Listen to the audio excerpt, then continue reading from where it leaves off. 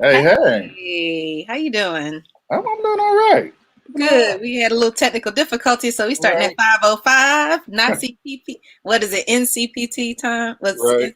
NCPT? We used to talk about it when I was an undergrad, Lord. Now we talk about my white school experiences. We used to call like CP time and then not CP time Mm. because I guess we shouldn't say that on the recording. But we noted that there were some groups of people who always started 10 minutes late, whereas we always started 30 minutes late, and we're not gonna say who those people are, but so hmm we just called it not CP time. Not CP time.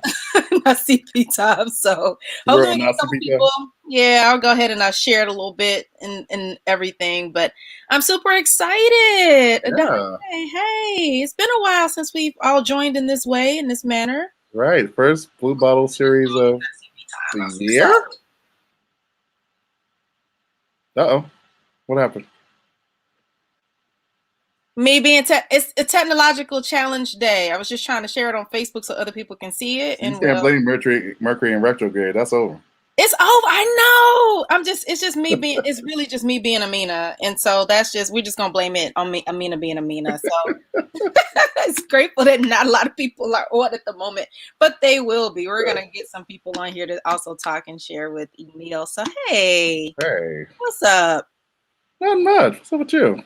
Not much. What have we been up to since the last time we did the Blue Bottle series? Oh my God. When was the last? Oh, woo. Yeah, November. November, just a lot of work, lot of projects. Our Mhm. third workshop with the wonderful Mika Wilkes. Yeah, just been busy. It has been busy. And also just we had our griot situation that Oh was yeah, that's right. the writer's griot. In So December. yeah. So for those of you who aren't aware of who we are, Hush Harbor Lab is a new development play company for Black artists in Atlanta, and basically we just kind of give people a safe space to develop new work. We've also noticed that a lot of Black theater artists aren't always given an opportunity not just to kind of fail and test new work, but also most of our Black artists don't even get a chance to work together, right? And so we were trying to operate and kind of give that kind of a space to people. And so, in that process, we have discovered that a lot of people haven't had this opportunity. And Nadaye, tell us about the Blue Bottle series and how this came to pass. So the Blue Bottle series was really just us sitting back and thinking about all the people that we knew who work in new play development, in Mhm. particular new play development as it relates to Black playwrights. Right. So yeah, so that's what the series is really focused on: different processes and approaches and practices at new play development. Yeah. So, and with that in mind, we have someone coming on who I absolutely love and adore. This is Emil Thomas. He is, I want to say he's the artistic director of the Marietta Theater in the Square. And I'm so excited to have him on. I got a chance to work with him a couple years ago when they did a co-production of August Wilson's Gem of the Ocean.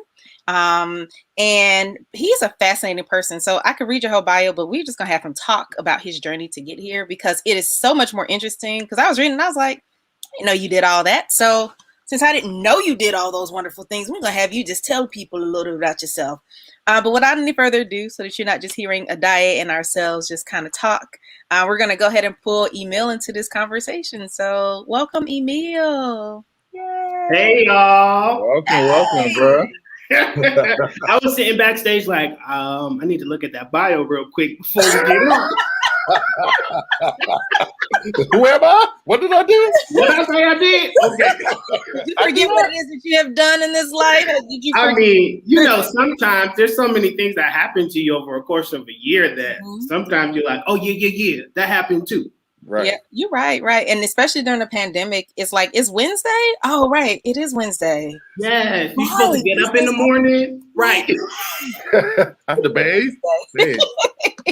After bathe. Yeah, so I guess I'll if you don't mind, if you can first go ahead and just tell us a little about yourself and your artistic journey. Oh, and just so you know, I'm drinking some juice. It turned brown while I was waiting to put this thing on, but it was green like a couple minutes ago. I just want y'all to know. Yeah. Trying It's to get healthy. It's healthy. That's it's all we healthy, need. pear and celery, you know. So I'm doing Okay. What you No drink? judgment. Go ahead, get your fit on. yeah. Hey everyone. So yes, my name is Emil Thomas. I am the executive artistic director of Marietta's New Theater in the Square. I co-own it with my father. It is a father and son duo business. I do all the artistic administration. He does all of the other things that need to be done when it comes to running a business. We've been doing it for 5 years. I could say 6, but 6 is COVID. Really changed things up for us. But for me, I have always been an artist, an artistic kid. I grew up in, started, in middle school. I was that nerdy kid that did musicals.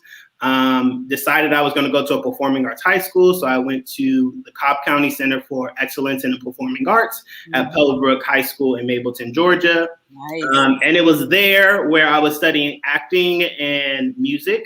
And in my junior year, as we were preparing for college, one of my great professors, Katie Great Shalen, said, I don't think you're supposed to be an actor. And I was like, what else am I supposed to be? And she was like, I think you're a director. You're bossy. You like to tell people what to do. Like you should just explore this track. And they allow me to explore it. They allow me to be an assistant director in a production of Still Magnolia, which, go figure, but it allowed me to see if this is what I wanted. And I did love it. I truly did love to direct. And so from there, they put me on a track of directing. I went to Ball State University in 2012 for my undergrad. I'm a baby, y'all. No, it's okay. It's like I went to school. I have Indiana connections. We'll talk about it. Yeah, we're gonna talk about it. So I went to Ball State in Muncie, Indiana. That was my undergrad. There, I thought I was going to be an actor again. I had this thing, and I guess we'll talk about it, but I had this thing where growing up, people always said you became a director at 30. Like you had to mature into the role of being a director. And so at the age of 15, I was like, I want to be a director, but I got 15 years to go before that can happen.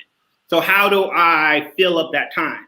And so when I went to undergrad, I was like, well, let's start as an actor so I can learn the actor's way so that I can be a director later.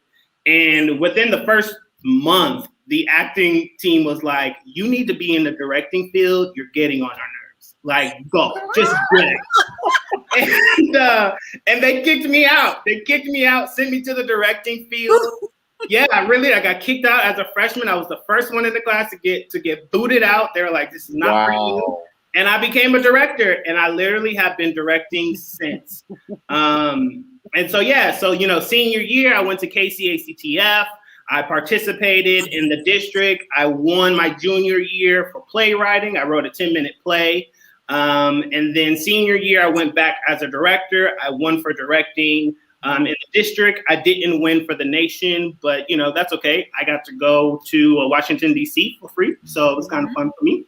And then when I graduated, I got this crazy call from my father, which was, he called me one day right before Thanksgiving and was like, I did a thing. And I was like, what you do? He was like, I did a thing. And I was like, okay, what's the thing? What you do? He was like, you remember that theater next to the pizza shop in the square? Wow. And I was like, yeah, the one we could never go in. He was like, yeah, that one. And I was like, yeah, what about it? He was like, it's ours. And I was like, huh? Ours. I got a theater. And I was like, okay, so you don't know. My dad's a chef. He's an entrepreneur, but my dad's a chef, right? So for your father, the chef, to go like, I got you a theater, you're like, wait, what life-changing moment. Yeah. And so in the fall of my senior year, I was given a unique internship, and I came down to Georgia, and I spent the rest of my senior year here opening Marietta's new theater in the square. And I've been doing it. I've had it for the last 6 years. We do season after season. I created our seasonal show, The Gift of the Magi 2.0. We've been recognized as the best theater in Atlanta by Broadway World Atlanta. I've won Best Director for 2 years for Broadway Atlanta. And so, it's just been, there's so much. We brought in Marietta's first Latino show when we did La Gringa a couple of years ago. We premiered Native Son here for the first time. So, you know, Marietta's Youth Theater in the Square has a lot of credits because the way we formed the theater was to really look at work that was not being done in the South, but work that was being done in Chicago, which is what eventually led me again to go to Chicago and pursue my graduate degree. But we can talk about that later. That's pretty much who I am and what I do. So yeah, I want to add just a couple clarifying things for people who will watch this later who may not have majored in theater in college. Explain KCTF to people and the importance of it and what it does and what that process looks like. So KCACTF is a tongue twister. First of all, but after it's a tongue twister, it is an opportunity for colleges to bring their artists together as a community and for us to take workshops together, for us to showcase each other's work. It really is like, you know, Comic-Con for theater in college. You know, you spend a week with all theater people, you do all kinds of workshops, you showcase your work. There's stage managers showing work, there's designers showing their work, there's directors showing work, playwrights showing work. So it's a beautiful thing, and it really gives you an opportunity to see what the nation is doing, and it gives you an opportunity, especially in senior year, to figure out like where you want to be and where you want to go. Mm-hmm. Awesome. Thank you. And it is run through the Kennedy Center, and I put the link in the chat for people to reference it later on, so they can kind of also know about it. And also, you have a pretty fabulous journey, and I'm going to let Adaye come on in here because I knew that your dad about the theater, and I know there's this really cool story behind it that is like a good story to tell like later on, like when you're just kind of out chilling, because the negotiations around it were very particularly interesting. And I also did go to theaters. I did go to performances when it was Marietta Theater in the Square and even the Alley Stage before all those things happened. And so I do want to say that not only are you all the first, like one of the Black theater companies in Marietta, if not the only one, you're also an Afro-Latino company as well. And I know Adaye has some questions, and I'm just excited to ask you questions, but I would love for you to kind of talk about that, and then Adaye, please jump in. Yeah. I mean, dude, that's a hell of a journey so far. Yes, like just the beginning too. That's what's great about it. Yeah. So talk about some of the challenges I think now, especially in running a theater company in the time of COVID. Some of the challenges. Yeah. Saying sorry a lot. Right. Right. One of the biggest challenges is what it does to your ego, because you have to apologize over and over and over again, knowing that it is completely out of your control. For us, COVID did not start in March. For us, COVID started in November of 2019. Oh, wow. And that is because if you look back at how everything was going down, back in November of 2019, that was when we were hearing first records of there is a virus that could potentially be killing people. That was the first time we heard it.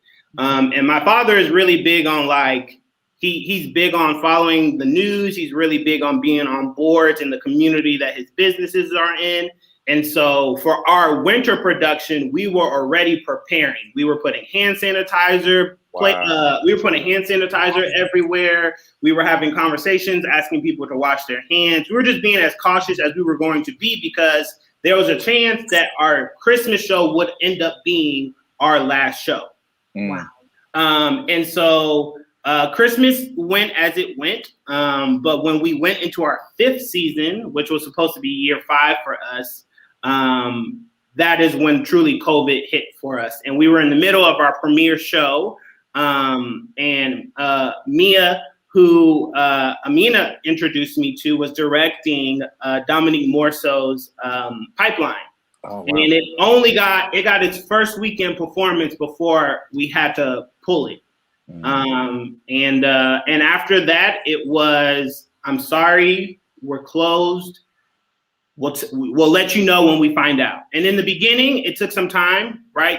We had to figure out ourselves, like health-wise, what we were going to do for ourselves, really, when we went through the shutdown. Right. And then when we got to the point to understand that theater was not going to be able to reopen, Dad and I went into a pivot. And when we went into a pivot, the conversation was, how do we keep this thing alive so that we can make it out? Because the big question is, how do we financially stay afloat until this is over with, or until there is help coming to relieve this financial burden that we're losing at this moment? A couple of years ago, my father and I had a conversation about streaming theater. I was sitting in Chicago and I called him after a rehearsal. I was working at Victory Gardens and I called him after a rehearsal and I said, I think the thing about the next generation, millennials, is that we're so interested in an experience that we want the experience that we've already seen. And so the way I pitched it to him was, people will love to see new work at home, butt naked, at zero risk. I mean, I'm not if you don't believe me, look at COVID. Right. All year, we sat butt naked and watched a bunch of new stuff. Right. And we were happy. This coming year, as we come out of it, my prayer and my hope is that some of that new work actually then physically goes on the stage. Right. And the millennials go, I remember watching that at home. It was so great. Let's have that experience live now. And so I love that position. The conversation I had with him was, how can we stream work in COVID, knowing that when we come back, we're just going to do it live so that you have the live experience. Right. And so that's why we did Partners. So I wrote a 2-person show. I had been working on it for a year and a half. It was a 2-person love show that took place on the evening of a mass shooting. And two ex-lovers are locked in their penthouse that they once lived in together while the shooter is on their roof. And since they're stuck in the house, they have to answer the questions that they didn't want to answer when they were together. And so we did that show. We streamed it. We did a streaming for a week. And it was a test to see, what will work. Is it how valuable is it? How financially feasible is it? Is it something that we can continue to do? It worked well. And then from there, we did a couple of other streaming productions. So we brought Step Stewart, who is a resident creator in the theater. We brought him to do some of his stuff. And we just tried to stay afloat this year by streaming stuff that we know we could bring back later so that people know that this is something that they're going to be able to see again. They're not going to lose the live experience of theater, because that's something we can't argue about. What makes theater beautiful is us sitting in a space together, communicating what is happening from the stage into our souls. And can you, I have other questions about that, but I do want to specify, I think the actors were a married couple who you used? I did, yes. So the way we did it was, I came down from Chicago. I was in Chicago at the time. I was still in school. We came down from Chicago. I did my 14-day quarantine. They were already quarantined because they were married. And it was just the 3 of us in the theater. I stayed in the house and used the microphone, which I didn't really need, but I used the microphone sometimes to communicate with them. And they stayed on the stage, and we did 2 weeks or 3 weeks of rehearsal. And truth be told, because it's 6 months later, after the second week, I was safe, they were safe. So we were, if we became our next, we built our hub together. And so we were able to do it together. And we did it with a team of 5. I brought in 2 camera people. My dad helped as well with the filming of it because he has a rec squad. We have a full, production company in the theater. Right. So we had all the equipment to do it. It was just reshifting the physical space was the big challenge. Right. I just think it's an amazing strategy to think about streaming as the precursor to a live experience. Yes. As a way of testing things out that you may not be able to test live. So that's an awesome strategy. Yeah, and I haven't heard of streaming that way. I do know there's another company, BMG. There's a foundation that they actually recorded podcast recordings of plays. Yep. And so you could stream them on Apple to see if you wanted to actually produce a play, but I hadn't thought of streaming it first. And that's actually cool too, because if it's streamed and it's only up for, like the way you all did it was just in a particular medium. You had access, you bought tickets, you had access to the link for that night. You could come for the talk back in Zoom if you wanted, but it was that particular experience there. And I thought that was kind of fantastic, because then it's also still technically a workshop production, Right. because it doesn't have a full world premiere. And I think that's something that's super important for playwrights of color, especially to receive. Like, because Black players don't typically get a lot of workshop productions. We just put it up and be like, oh, it's done. And be like, no, but that was really a workshop. And if you could really redevelop that and go back in and rewrite some of that, what would you do? And you won't lose any money, but you can redo that. Right. And you have a recording. You get to watch it. Mm-hmm. Right? You're no longer dealing with just the memory of the experience. Right. You get to go back now 3 months later after you've forgotten what happened, and you can watch it with a critical eye and go like, ooh, yeah, that actually doesn't work anymore. We need to rewrite this whole chapter. Right.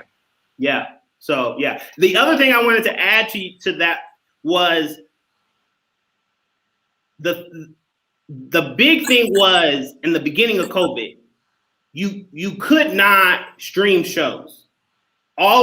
Everything that was licensed became off limits. Right. So if you weren't a playwright, if you didn't know a playwright, you couldn't actually produce, because to stream something it took them 3 or 4 months to get it took them 3 or 4 months to start having streaming platforms available for all the shows that had their licensing agreements. So by the time that all happened, many of us had already figured out a way inward, which was new work. And that was the beautiful thing to me, to say like, oh, so this is actually the time where new work is going to shine. Absolutely. Oh, no, and that's and you were ahead of the curve, because that's exactly what's happened. I mean, everybody has new work programming now. Yes. Because of the licensing issues that people had trying to even do readings, much less production. And it's not going anywhere. It's not. No, I agree.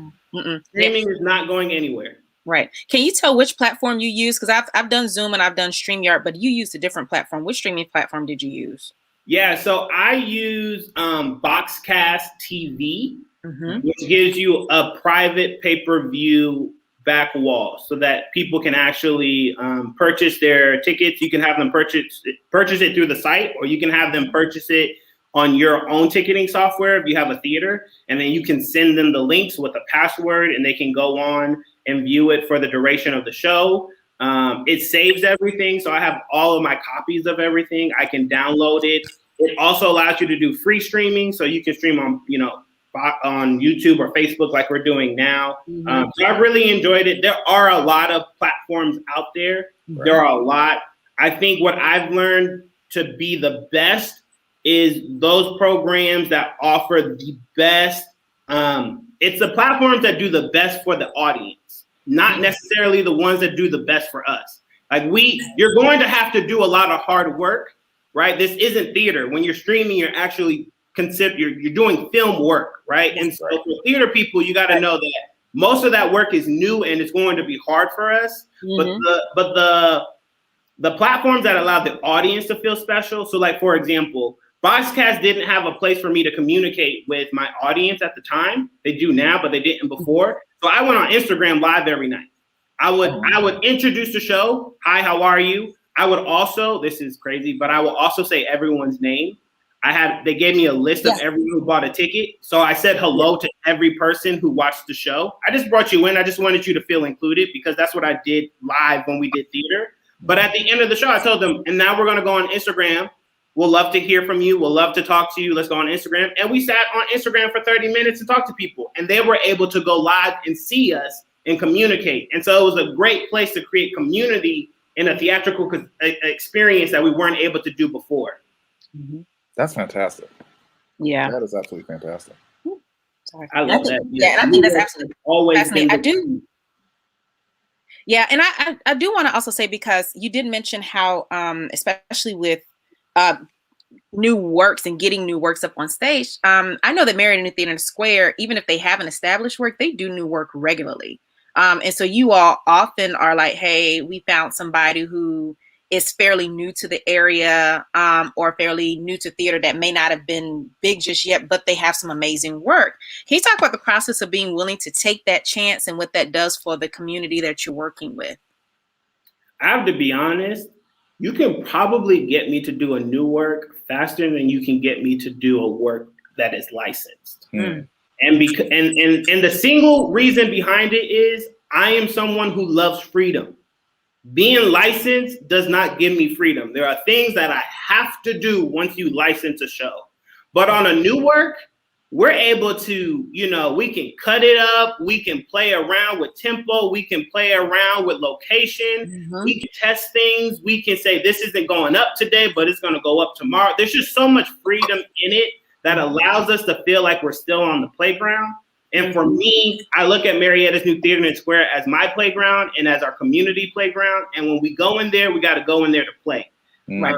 And so it's always been important that we did some form of a new work, whether that's mine or whether that's, and new work to me also means like finding a new artist, right? It's not always me doing a new show. It's me finding new artists that I can bring in. It also means like, how do I bring in shows that haven't made it? How can I bring in shows that have made it across the nation but haven't made it to Georgia yet? Those shows also belong in our community. So how can I bring all that to be? Right.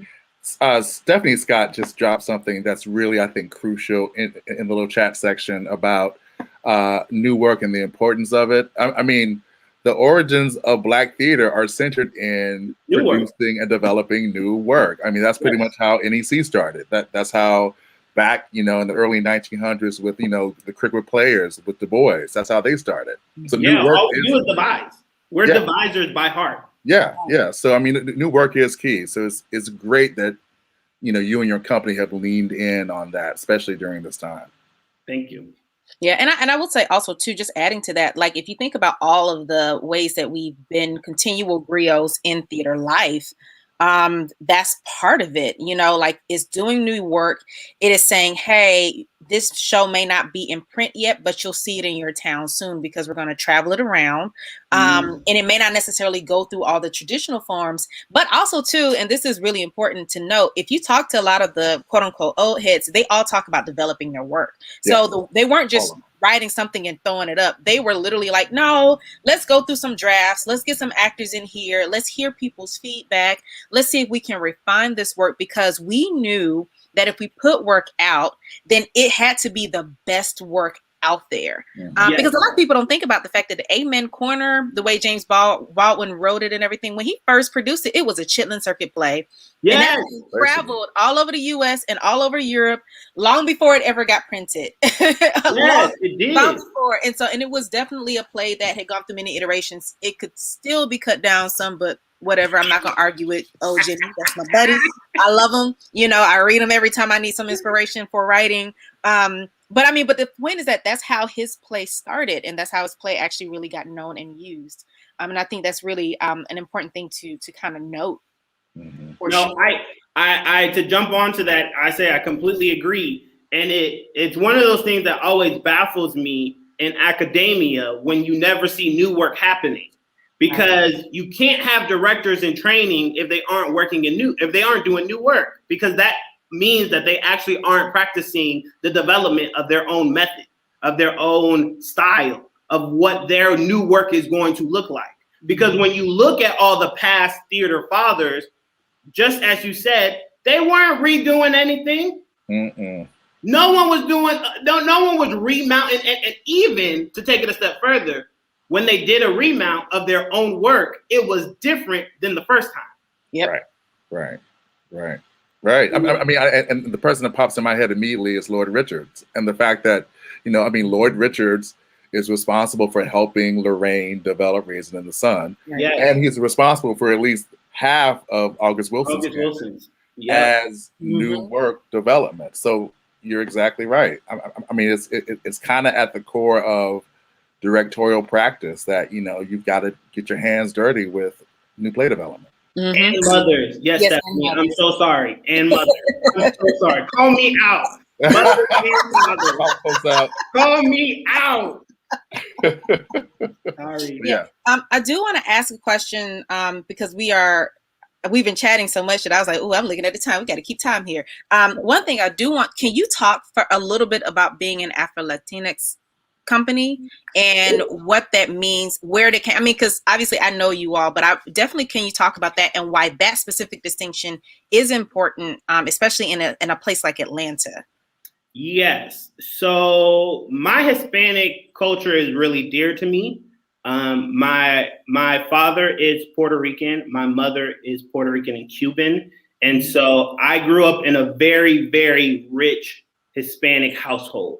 Movement is big, music is big, food is big. That sounds like a party. Parties are big, community is big. You hear like you see the theater. That's all theater. Like in its heart, that's theater. And so anything that my family does, we always strive to make sure that we use our Hispanic heritage. I am one who's pro to always go like, yes, king, yes, queen, yes, black king, yes, black queen. But I'm a proud Afro-Latino, and I use the black as the color to wake up.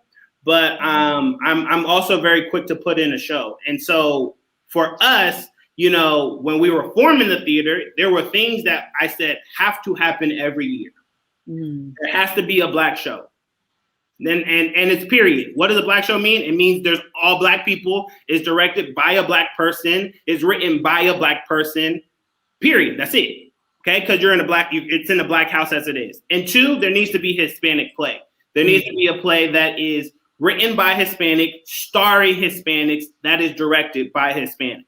The beauty of it, our first year was that because I'm both, I was able to do the black show and the Hispanic show. But after that, we were like, now we have to go find them, right? Nice. And that's where the challenge is. How do we find Hispanic actors? How do we find these Hispanic directors? Where are they in Georgia? And so the first one we did was La Gringa, which was a show written in the early 90s. It is New York's longest Hispanic running play, and it had never been in Georgia. So I said, why not? Bring it to Georgia. Okay. It has the highest credential to me. I mean, like sounds like it belongs down here. And so we did it. We had our run. And the beautiful thing of it, y'all, was that it became a party. The thing I just described, right? Yeah. When people came to the event, I came out dancing to music. I filled up the energy. They watched this show about this Puerto Rican girl from New York who goes to Puerto Rico for the first time and really comes to understand what it means to be someone on the island. And then when the show was over, we had a DJ in the lobby. My father had cooked up a whole meal, and we ate, we drank, and we partied. You know, and that was our community. That was our thing. And people started to look forward to that. And so that's how we ended up with bringing in the Heights the following year. And then we were supposed to do West Side Story. And then COVID happened. And so we never got to do West Side. You know, who knows? Who knows? Well, not yet. Not yet. Not yet. Yeah, not yet. I got a season to start playing it again. So who knows what happens. Yeah, not yet. Because I know some people who would love to have a very good, well done production of West Side Story. Listen, I just want to do West Side Story that actually has all white people where they belong and all Spanish people where they belong. That's all I want. See, I was just trying to be tactful, but I can't tell what you said. And I didn't know but it's true. Yeah, it's true. And I'm not even going to ask you what island you're from. I'm just saying I want all the white people where they belong, and I want all Hispanics on their side. And let's really dive into West Side Story. Right. Absolutely.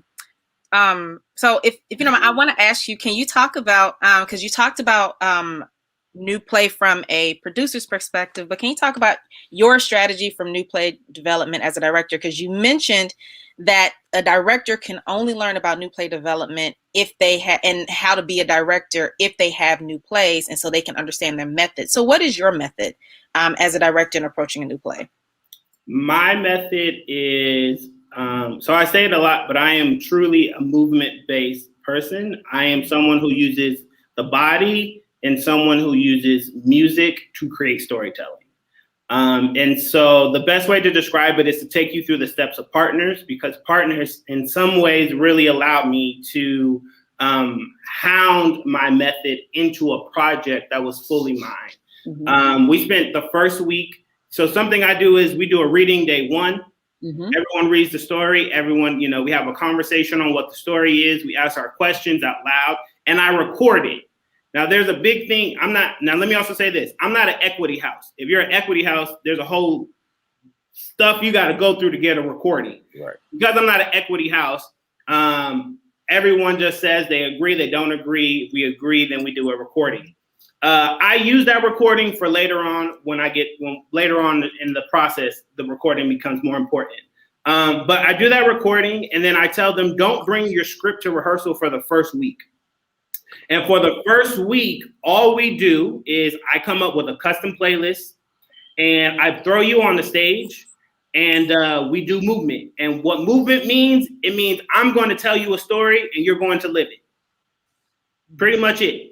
Whatever I say, you live, you know? You woke up this morning, you brushed your teeth, you put on a shirt, you walked out the door, you saw a tornado. Go. All right, great. The tornado's not there, but you remember the tornado. Go. Instantly now we have foreshadow and memory, right?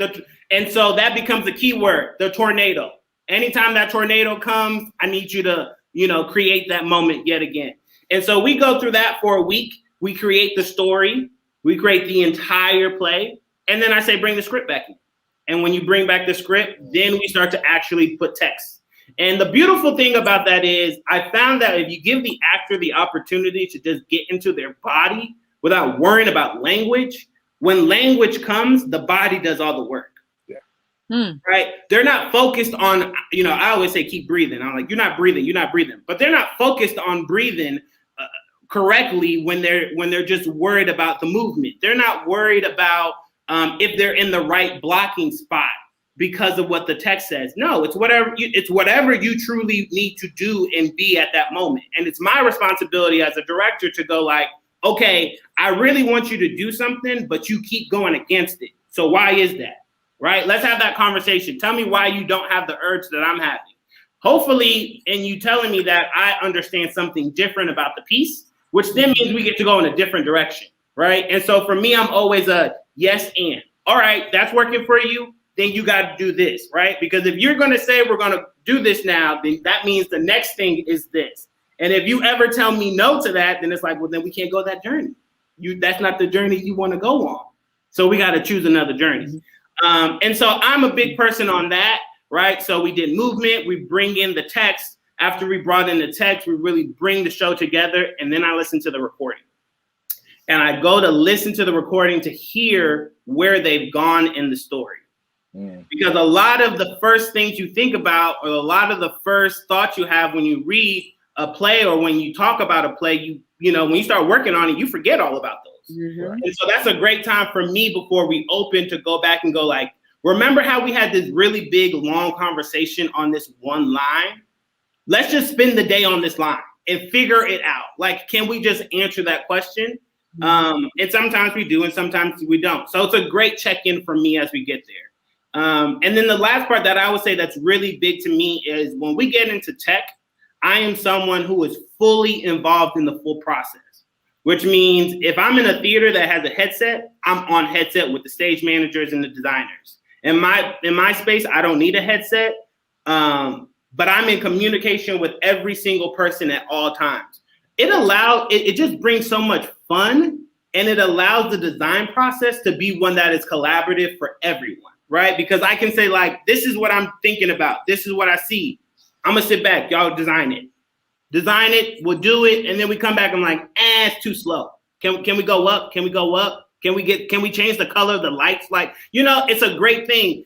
Actors hearing your director and your designers as they're doing that, it helps them in the storytelling. It helps them in tone. It helps them in energy to go like, this is what he keeps talking about. These are the discoveries that he's seeing from the outside in.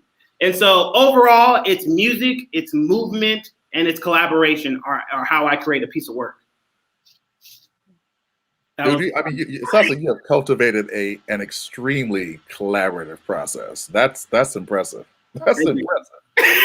That's impressive as hell. So I do want to ask, for example, if I was a playwright, like, hey, Emil, I want you to direct my work. How would you include and incorporate me into the space of the movement? Because there's a lot you talked about the actors and everyone, but if I'm like, hey, I'm not an actor, you're a playwright. I've only directed like one thing in my life. I'm a playwright in real life. How do I kind of enter into that embodiment process, because I do think there is something beautiful about embodying a script. But how would you include me into that process if I was like, oh, I need to go do some rewrites? How would you instruct me, and how would you collaborate with me? I believe every director gets two best friends every time we do a show. Your left side best friend is your stage manager, and your right side best friend is the playwright. Sometimes, most times, the playwright isn't there, but when you get that rare experience, when they are there and they are physically in the building, I believe it's your opportunity and it's your responsibility to ask them a million questions.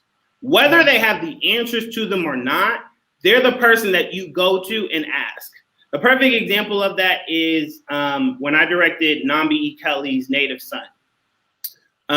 It is a very, very complicated play. I describe it as a map play because it is out of order, right? And so it's just French scenes, and you got to figure out what happened and how the two connect, and don't stop the show. You can't stop the show. It has to keep going. I can't lie to say there were a lot of moments in that rehearsal where I was like, y'all, I don't know. And I was like, I don't know what happens next. I can't tell you what to do. And one day I was like, yo, this is ridiculous. I just need to talk to her. Y'all, I went to Facebook and I said, Ms. Nnamdi, they're only down here in Georgia doing your show. And I got some questions. Do you mind talking to me?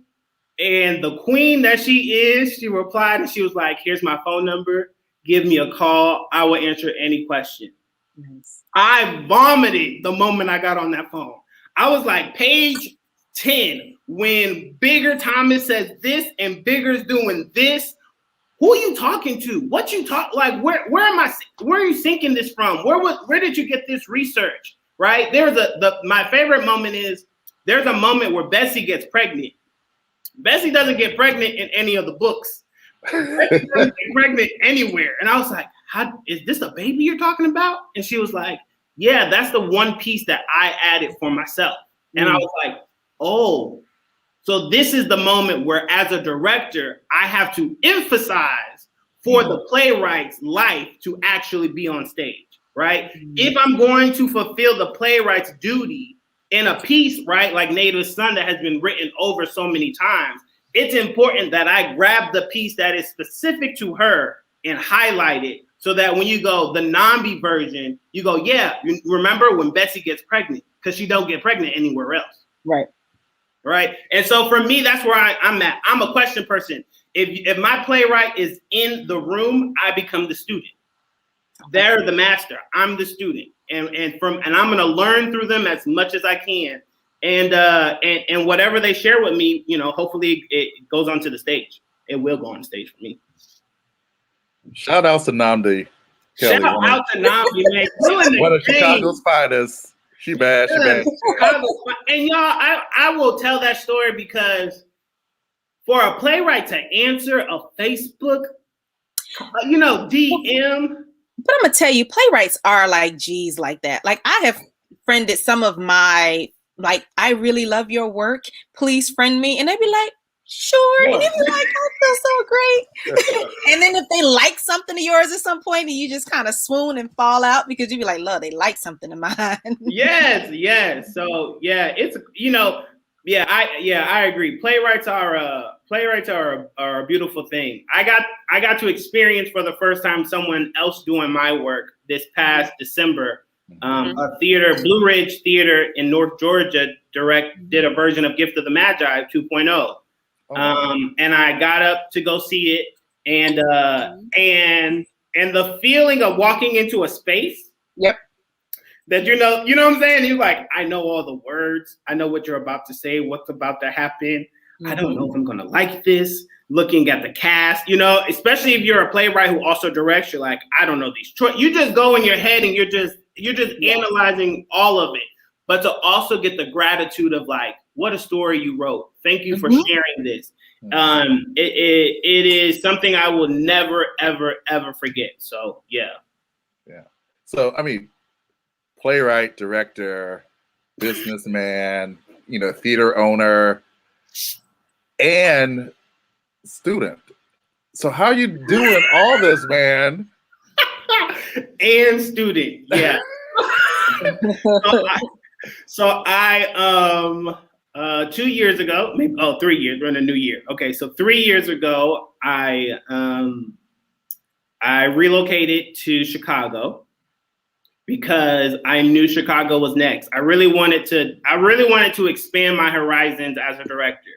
And so I was like, I really want to go into the city in which I'm stealing all their shows from. Because if you look at my seasons, you can really tell that it's like, is someone from Chicago there? Because they keep bringing back shows that was done 2 years in the Chicago market.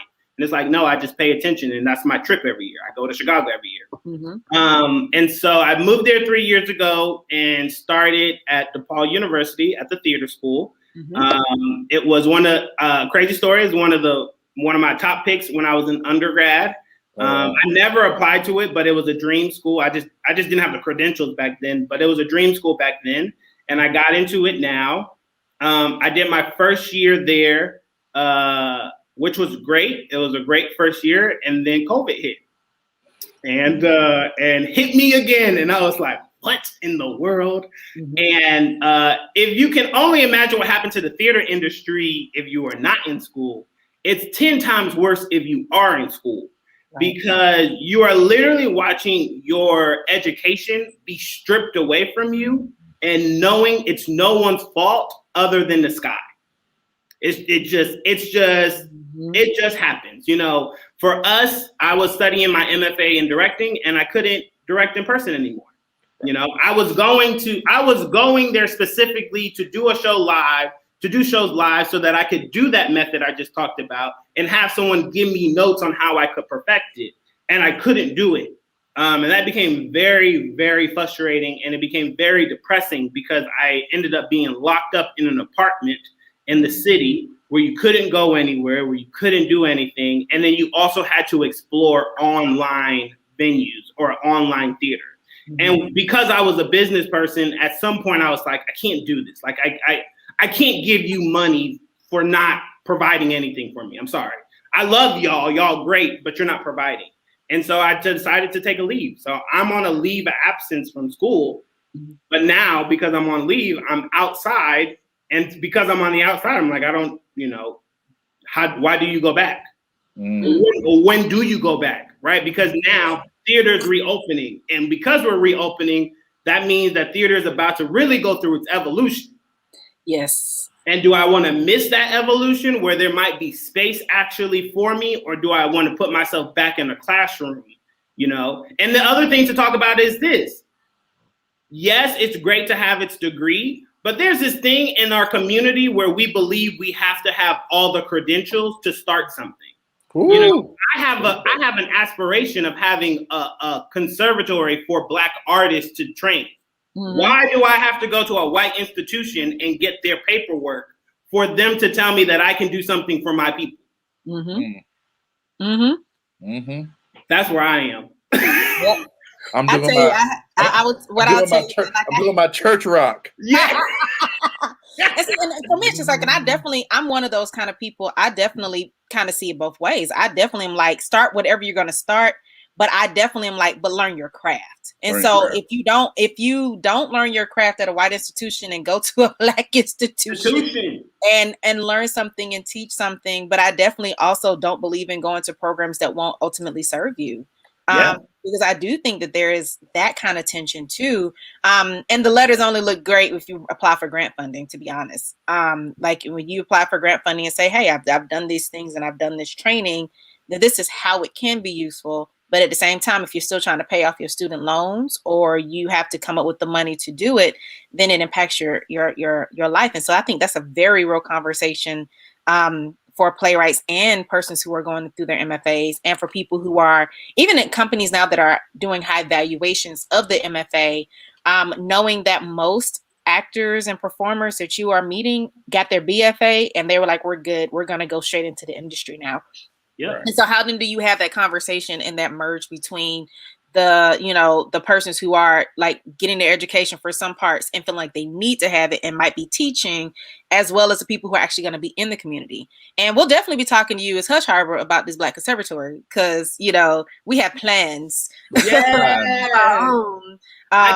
I keep slowly mentioning it because I just want the seeds to drop, wherever people hear. But yes. Oh, yeah. You don't have to slowly mention. There's like a group of people who would definitely hop on with you on board with that because at the end of the day, and I actually wanted to ask you one more question too about this. At the end of the day, there are not a lot of Black conservatories, if there are any at all. And the second thing is, especially to have something in the South. Because there are the closest MFA program to Atlanta is UGA, and it definitely doesn't have a playwriting MFA, and it doesn't have some of the other ones. It does have the PhD in theater, which is also valuable, but I think they might be the only one of the. May not be the only, but they are one of the few MFA programs that actually deal with theater in the Southeast. Do they deal with directing? I gotta find out. I'm not aware. I'm pretty sure you can't get a degree specifically in directing for theater in Georgia. You might be able to get it at Columbus. I think Columbus might have it. I don't know if they have an MFA though in directing. And I know there's not an MFA in Georgia. No, right. I can tell that quote. Right. Yeah, you can quote me on that. Right. And so that's the hard thing because and this kind of ties into the question that I want to ask because I hear you talk a lot about going up to Chicago and bringing works down. And I'm always a proponent of, hey, there are people here. And so how do you wrestle with that particular tension of being like, hey, I'm a Southern artist who is producing work in the South for Southern community, and I'm bringing things down from Chicago to also get another feel for it. So how do you reconcile those elements in your work and in the things that you are producing? I would tell you that, honestly, that's probably one of the hardest part about this job.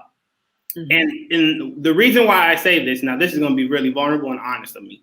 The reason why I say this is because I started so young and so many people doubted when I said who I was and what I was doing.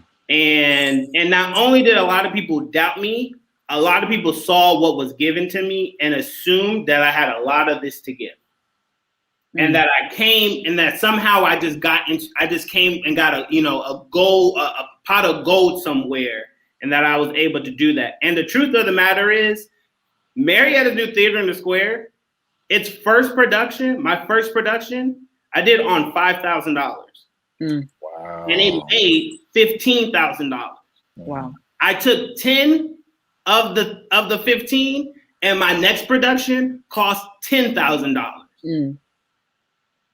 So that theater, literally, and when it comes strictly to just to producing, because there's other things in that theater. We rent out, bring other people in, right? That all helps. That always makes it easier if you don't have a beautiful month or a beautiful production that brings you 4 or 5 times over. But in terms of us and our self-producing, I started with 5, and my productions only got higher because I sold more tickets. I'm not a non-for-profit. I live off of ticket sales. Right. And so my father and I were hustling and bustling to get butts in the seats. And when, in the beginning, artists were just, artists accepted what we gave them. We were stipend. We started really small. We started like a couple $100s, honestly. And there were artists who accepted it. They understood who we were. They went through the groundwork with us. There are artists out there. I'm not going to say any names because I would not say all of their names, and that would be disrespectful. But to all who have done work at Theater in the Square, Marietta's New Theater in the Square, know that our success is truly because of the work they have put on their backs to help us succeed. But I share this information to say people thought we had more than we had. And so people came in expecting more and not willing to actually do the work with us. And that's to no one's fault. You can be that artist that just wants to get its check and do your work because you have the credentials, you have the resume, you have the following. That's you. But if we are to start something, if we are going to build a legacy of our own, we got to start somewhere. And we had enough to get the business and to get started. We didn't have enough to bring in the entire city for free. Right. And so that's all we did. We built up every year after year, we built up. And when we had a bad show, we hurt. We hurt. We hurt. Y'all, we had one bad show. I tell you this because this is years. When we did fences, we did fences our second year. And the show that came before fences did not do well. And we had a season already lined up. It was, I'll tell you what it was. It was In the Red and Brown Water. We were going to do the trilogy. I had this crazy idea. I was like, I want to do the whole trilogy, and I want to do the trilogy on one set. 3 casts, 1 set. We're going to do the whole thing. And we did the first one, and the first one didn't sell well. Just true, it just didn't. It was a new work. People didn't really know about it. We didn't get the tickets like we wanted to, and so even though we hit our bottom line, we weren't able to double. We weren't able to do what our business model was, which is doubling. And because of that, we said, now you got to do another show, right? So if you didn't make the money, now your job is to find it. So go do another show. And so to do the other show, we said, we're going to do August Wilson Fences.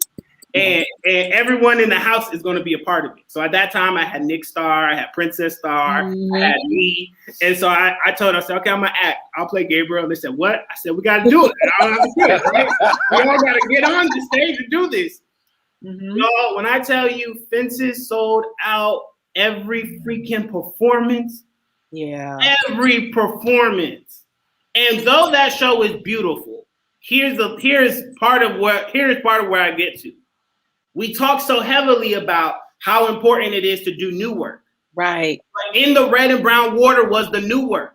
And in order for me to do that new work, I had to do an OG play. Right. And that was the business lesson that hurt me. That said, every time you do something you're going to be so passionate about, you're going to have to do something that you just like. Right. Right. Yeah. And I think that's also too, I'll say this, I think that's also just a note for how the arts really actually should work. Because at the end of the day, most of us got on by an elder who pulled us on. Right. And who said, hey, no one knows you yet, but I see your potential. So I'm going to maybe support or sponsor you until you get to be in my position so you can pull and support someone else.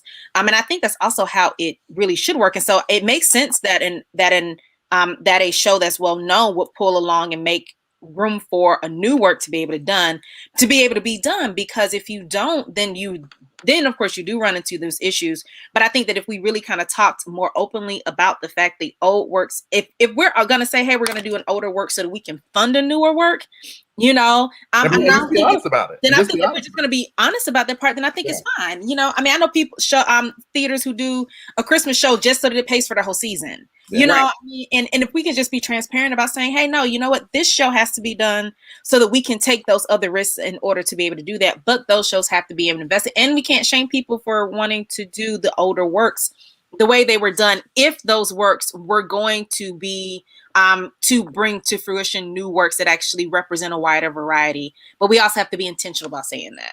So, and those were many of the lessons that I had to independently go through because I didn't have the elder, right? Which brings me to, as a student, where I go, why do I want a conservatory? Because I don't know how directors get started other than going to college.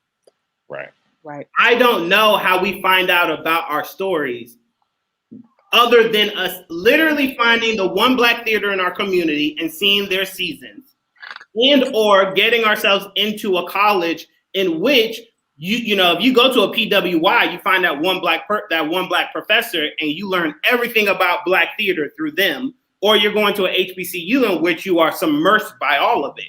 But you have to go to college. You got to spend $50,000, $100,000 to do it. Which to me is such an injustice to our work, where we can go like, but why can't we just study at home? Why isn't there a building for us in our own place where we can do 2 or 3 years and we don't have to spend that crazy amount of money and get the equal amount of education? Yeah. Any sponsors out there? Might be. We don't. Hey, there are people who are passionate about that and also chronicling, even in Atlanta, Black theater and all that kind of stuff. All right. So, but in real life, we're at 59 minutes. But you got to tell us about your, speaking of which, because it's a perfect transition point. Yeah. Tell us about your podcast. Yes. So late last year, I started a podcast with my mentor from high school. I was part of an organization called the Angels Foundation, which was a mentorship between two high school professors, Wendy R. Torres and Shauna Wilson D'Agostino. And they mentored just about 300 to 400 students in their career of being at Pebblebrook. Majority of them were females, but every year they would have 1 or 2 men that they would mentor along the way. And I was one of the men in that cycle. And so years later, I'm still very close to Wendy. Just 2 months ago, we lost Shauna in a tragic car accident. And so we said mid in COVID, I was like, yo, I really want a podcast. I talk a lot, as you can see. I know this was supposed to be a short interview, but with me, we're good. With me, I will. Yeah. And so I talk a lot, and I was like, man, there's just so much I want to talk about. I want to talk about directing. I want to talk about theater. I want to talk about, events. And I didn't have anything to do. I couldn't do theater to release all of that. And so my mentor was like, oh, I want a podcast too. Let's do it. And so we reconnected again. We designed our stuff. We got all of our stuff. And now, every week, it's crazy. We used to do Wednesdays, but we switched to Tuesdays. So every Tuesday at 7 p.m. Eastern, 6 p.m. Central, we go live on the Mentor Mentee page. And it's a beautiful hour show in which we bring up a topic. So yesterday we did a topic. There was a white professor at Pebblebrook who took it upon herself to spew lies about the murder of Breonna Taylor on the same day that the principal dedicated the day to Breonna Taylor.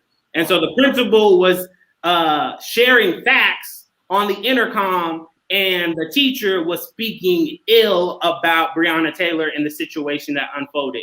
And so it's a great opportunity for me and her to talk about things that are happening.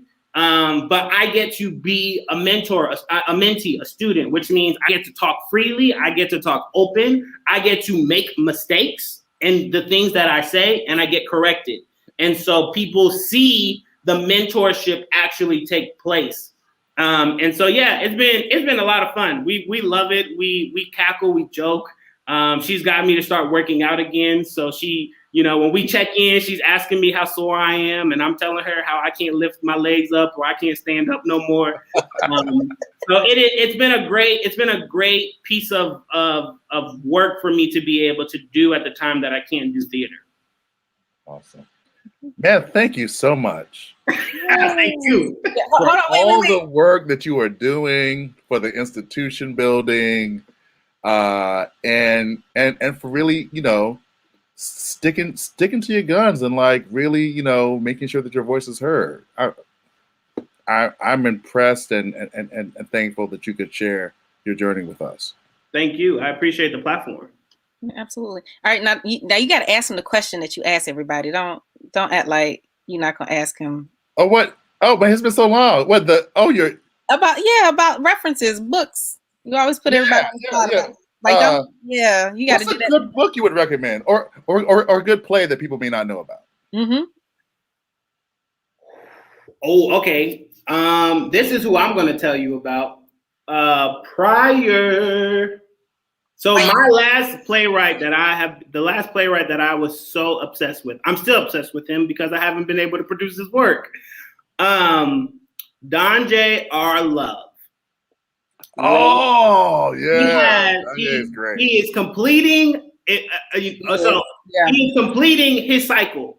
This is going to start another conversation because the beauty about Black playwrights is that we are always writing cycles. We're always writing series of some sort. And I love it because we understand that our stories are so much bigger than the 90 minutes, than the 2 hours, and sometimes even larger than the 3 hours. But his play Fireflies, which is number 2 in the love cycle. It's called the Love Cycle. The first one is called Sugar in the Wound. Sugar in the Wound is the one I know. Beautiful play. It takes place during slavery. And it's about 2 Black enslaved men who fall in love, and one unfortunately is I believe he's hung and murdered because they find out that he is gay and he runs away. But it's a beautiful love story. It's a magical love story. And then the second one is Fireflies, and Fireflies takes place during the civil rights era, and it's about a love couple. The gentleman is a pastor who goes around and does sermons, but little do you know that his wife, who is at home all the time, is writing all of the speeches. Wow. And he has a secret love affair as well as he has his on the outside. And so that is another element of a love story. And then his last one takes place during the Black Lives Matter movement. That one I have not read yet. That one was the one that was still in writing. I don't believe it's had its premiere, but I look forward to it. But he is someone to look at, specifically his plays, but also he's doing a lot of work in terms of HIV and social justice when it comes to the LGBTQIA community, and making sure they feel included and they are involved in the storytelling, specifically for our Black brothers and sisters and trans allies. Right. And if anybody was paying attention, it's Out of Hand Counter Narrative Project, True Colors, a couple other people all teamed up and brought together a reading of his 1 and 2 last summer. Yeah. Mm-hmm. Yeah. So we waiting for 3. But one day I'm gonna be able to complete somebody's cycle. I just want to do a season cycle. It just sounds like so interesting. It does sound pretty amazing. Yeah. All right. So so for me right now, I'm really into ethnodramas right now. So Anna Devere Smith's Fire in the Mirror, of course, Twilight 1992. I went back to them because I'm doing a lot of interviews and a lot of I'm hoping to incorporate some ethnographic work in some of my work I'm doing. So I've gone back to those recently. Are you writing? Yes, I'm writing. I'm actually. I'm glad. Lord, don't be putting me on blast. Well, look, we're gonna get off of this and we'll talk about my new endeavors outside of this, but don't be putting me on blast. Yes, I'm writing, and I'm writing a lot. But this interview is about you. Offline, because I know your next question is when I'm gonna get a script. I was gonna say, if anybody want to know how a director or artistic director gets a script, it's right here. Yeah, I'm gonna tell you, you and a couple other people have been on me about, hey, so when you send me, it's coming. Just okay. I'm patient. I just want to make sure I'm still on the radar. Yes, you are. You are in my top 5. Don't worry. Thank you. All right, Mr. Moon, what you got for us today? So I got this wonderful book. White People Do Not Know How to Behave at Entertainment's Designed for Ladies and Gentlemen of Color. It is about. What? It's about the African Company, which was one of the first Black theater companies in America during the 1800s, and they produced mostly Shakespearean plays. But I taught Carlisle Brown's wonderful play, The African Company Presents Richard III, last week in class, and it made me go back and look at this book again because this book is hilarious. But it talks about, the first Black theater company, one of the first Black plays, King Shot Away, by a Black American playwright, came out of that company as well. So did Ira Aldridge. So yeah, that's my little history book for this week. Don't worry, I'm about to drop it in the chat so we can all pick it up. Thank you, I was like, I need the title. I'm like, hey, the title is hilarious. Right. And so I always joke with the Dai that he needs to just make a little syllabus for us every semester. Just be like, what we read in the semester so we can know what we read. And always comes out with something. You're just like, well, where'd that come from? You are the perfect king to create an online theater library for Black artists. Oh, dude, that would be a dream. That would be a dream. And keep it online. That way you don't got to buy all the books. They can go buy the books. Right. I love it. That'd be great. Oh, Hush Harbor is going to have a nice little page with Adaye's library. Yes. We'll call it Adaye's list. We got it. All right. We have to go. And so we're going to take you out the stream. Emil, thank you so much for coming, but hang around for a few minutes and we'll talk to you after. We're going to just end everything. Bye, everyone. Oh, thank you. Thank you. Hold on 1 second. Adaye. Hey. Huh? We do this again next week. Yeah. Next week we have Marguerite Hanna and Lauren Morris from Horizon Theater, two women that I love dearly. Yay. Oh my gosh, who worked with the apprenticeship company, which which is how we met. Well, That's how not we met. how we met, but how we got to be cool and Yeah. close. But that's definitely, I think apprenticeship is so important to new playwrights. But we get to talk to them next week. So Yeah, that's gonna be fun. awesome. All right. Well, thank you all so much. You can, if ever you want to bless us with anything. First of all, I do want to make sure to say that this was a free event that is sponsored by the City of Atlanta Office of Cultural Affairs. We have a generous grant from them this semester, so that this year. This is how you know. Semester, just call it what it is. Semester, just what it is. But also, too, we just want to make sure to point out that if you would ever like to just kind of encourage us and bless us, so that we can continue to do this kind of work for playwrights and think of new things and Black theater artists in Atlanta, we do have a PayPal account, and you can do it at Hush Harbor Lab with PayPal, and we can share more information about that in our chat. But all righty. Bye, everyone. Bye, everybody.